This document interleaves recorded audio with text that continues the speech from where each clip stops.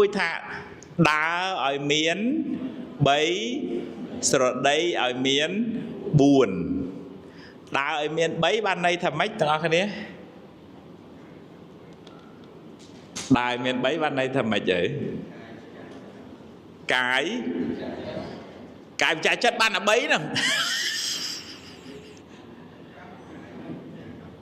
កាយកម្ម3វិច័យកម្ម4ញាតិញោមខ្លះថាដើរឲ្យមាន3ដើរ3នាក់ទៅបើអាណាឆ្លោះអា2នាក់ទៀតបានជួយបើ2នាក់ឆ្លោះអាម្នាក់ជួយខាត់បើថាមួយឈឺអា2សែងអញ្ចឹងហើយបើដើរលួចគេ3នាក់ក៏វានៅតែគ្រោះថ្នាក់ដែរមែនទេទាំងអស់គ្នាណាអញ្ចឹងដើរឲ្យមាន3មានន័យថាទី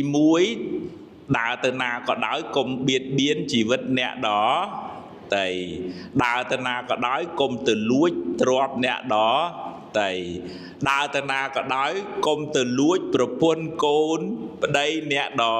ទៃហ្នឹងហើយដើរឲ្យមាន3ហ្នឹងខ្មែរយើងចូលចិត្តបុរាណយើងចូលចិត្តប្រើពាក្យមួយរៀងលាក់តិចមែនទេទាំងអស់គ្នាណាហ្នឹងហើយមិនឲ្យប្រាប់ចំពេកទេឲ្យយើងអីគេឲ្យយើងចេះពិចារណាប៉ុន្តែដល់អត់ពិចារណាដើរឲ្យមាន3ទៅណាឆ្កយដល់ស្រដីឲ្យមាន4ស្អីគេមិញស្រដីឲ្យមាន4ហ្នឹងហើយស្រដីឲ្យមាន4ស្រដីមិនបាញ់មិញទេ